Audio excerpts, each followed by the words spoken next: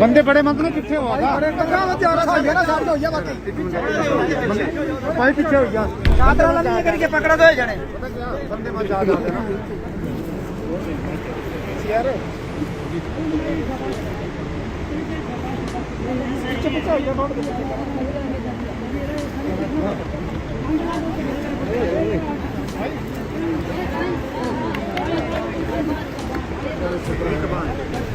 चलो भाई चल भाई कोई नहीं यार वो जान निकली वाली थी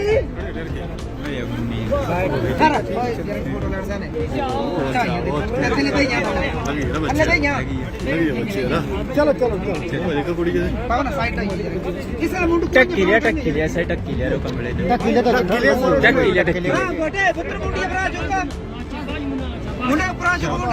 ठीक है बच्चा ना ना ना चले चला चुका ले चला चुका भाई ले चला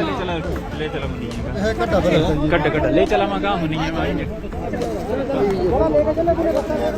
बिल्कुल रास्ता दिया रास्ता कोना वाला रास्ता दिया रहा भाई चला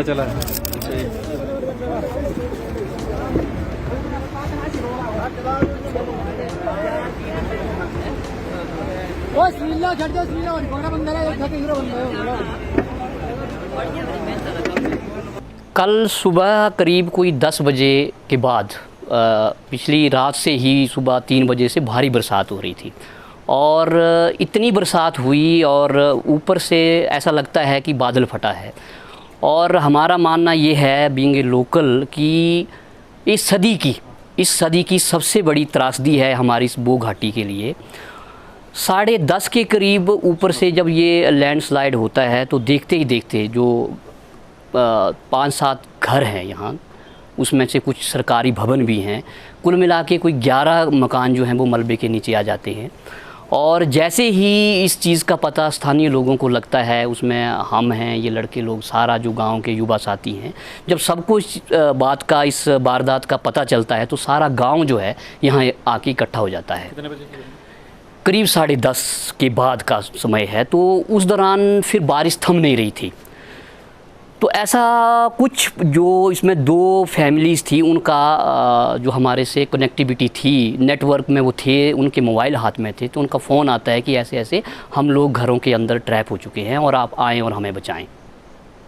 क्योंकि बारिश बहुत तेज़ थी तो हमारे लिए भी उस स्थिति में वहाँ जा कर के उनको बचाना बहुत ही कठिन काम था। हमने हालांकि उस दौरान लगभग 11 बजे तक हमने कोशिश भी की, लेकिन जैसे ही हम लोग घरों के अंदर गए, ऊपर से और जो है स्लाइड होना वो शुरू हो गया। तो हमने कोई 12:30 बजे लोगों ने, जिसमें हमारा मोर्च गाँव के युवा, यहाँ जितने भी वो घाटी के जो युवा थे, हम सब ने मिल के वो रेस्क्यू ऑपरेशन करना वो शुरू किया।